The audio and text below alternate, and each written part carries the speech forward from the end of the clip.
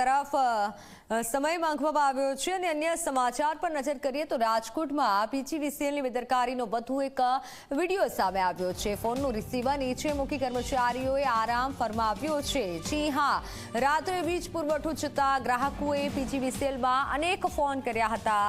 જામ tower control રૂમમાં કોઈએ phone ન ઉપાડતા લોકો હેરાન પરેશાન થયા હતા। ગ્રાહકો કંટ્રોલ રૂમમાં રૂબરૂ જતા ખુલાસો થયો। ફોનનું રિસીવર નીચે મૂકી કર્મચારીઓએ આરામ કર્યો। ગ્રાહકોએ ઘટનાનો વિડીયો વાયરલ કર્યો છે।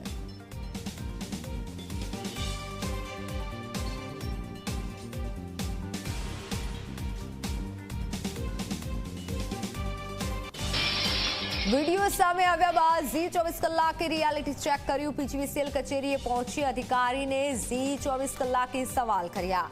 ટેકનિકલ વિભાગના અધિકારી અતુલ વ્યાસનું ઝી 24 કલાક સામે નિવેદન। ઝી 24 કલાક પર આ નિવેદન આપ્યું છે। ઉતાવળમાં રિસીવર ઊંચું રહી ગયું હોઈ શકે। વાયરલ વિડીયો ઉચ્ચ અધિકારીને મોકલાયો છે। જવાબદારો સામે કાર્યવાહી કરવામાં આવશે તેવું આશ્વાસન આપ્યું છે।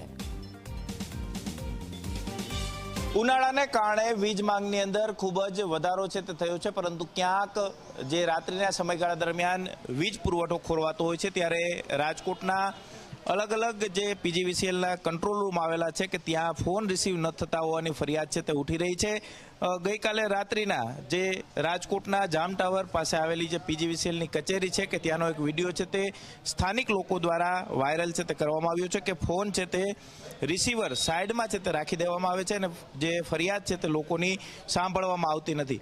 અહીં જે કર્મચારીઓ જે કામ કરતા હોય છે તે રાત્રિના સમયગાળા દરમિયાન આરામ કરતા હોવાની વાત છે તે સામે આવી રહી છે અને વિડીયોની અંદર પણ સ્પષ્ટ રીતે જોઈ શકાય છે। અહીં જે કામ કરતા કર્મચારી છે તેની સાથે પણ વાત કરવાનો પ્રયાસ કરીશું કે તેઓ કઈ રીતના જોઈ રહ્યા છે। ખાસ કરીને આ જે કંટ્રોલ રૂમ છે, કંટ્રોલ રૂમની અંદર અત્યારે જી 24 કલાકની ટીમ છે તે પહોંચી છે। આપણે કર્મચારી સાથે વાત કરવાનો પ્રયાસ કરીશું। ભાઈ, કંટ્રોલ રૂમની અંદર કામગીરી શું કરવાની રહેતી હોય છે, લોકોની ફરિયાદ આવે તો કઈ રીતના એનું નિરાકરણ કરતા હોય છે? લોકોની ફરિયાદ લખી લેવાની, પછી એ લોકો ફોરવર્ડ કરવાની આગળ, એટલે એ લોકો અટેન્ડ કરી આવે। 24 કલાક કંટ્રોલ રૂમની અંદર ફોન છે તે રિસીવ કરવાના હોય છે, કઈ રીતના હોય છે? રિસીવ કરવાના હોય। ગઈકાલે રાત્રિના જે એક ઘટના બની છે, વિડીયો વાયરલ થયો છે કે ફોનનું રિસીવર ઊંચું રાખી દેવામાં આવ્યું છે અને ફોન લાગતા નથી, એંગેજ આવે છે, તો આની અંદર હકીકતમાં શું હોય છે અને રાત્રિના કોણ અહીંયા ફરજ ઉપર હતા? રાત્રિના બીજી શિફ્ટવાળા હોય, અમારે મોર્નિંગ શિફ્ટ છે। બરાબર। ફોન રિસીવર સાઈડમાં રાખવાનું અથવા ઊંચું રાખવાનું હોય એવું ના, ફોન ઉપાડવાના હોય। ચોક્કસ જ કર્મચારી કહી રહ્યા છે કે ફોન છે તે રિસીવ કરવાના હોય છે, પરંતુ ક્યાંક પીજીવીસીએલના જે કર્મચારીઓ છે રાત્રિના સમયગાળા દરમિયાન જે પોતાની ફરજ ન નિભાવવી હોય એટલા માટે થઈ અને ફોન છે તેનું રિસીવર છે તે સાઈડમાં છે તે રાખી દેતા હોય છે। ખાસ કરીને રાજકોટની જે પીજીવીસીએલ કચેરી છે તેની અંદર લોકો રાત્રિના સમયગાળા દરમિયાન જો મીટર હોય તો લાઇટ ન આવતી હોય તો લોકો કંટ્રોલ રૂમની અંદર ફરિયાદ કરતા હોય। આપણી સાથે વ્યાસજી છે, તેમની સાથે વાત। વ્યાસજી, કઈ રીતના ખાસ કરીને કંટ્રોલ રૂમની અંદર જે ફોન આવે એનું નિરાકરણ કરવાનું હોય છે અને કર્મચારીઓ કેમ આ પ્રકારે ફોનનું રિસીવર સાઈડમાં મૂકી દેતા હોય અથવા તો ઊંચું રાખી દેતા હોય છે?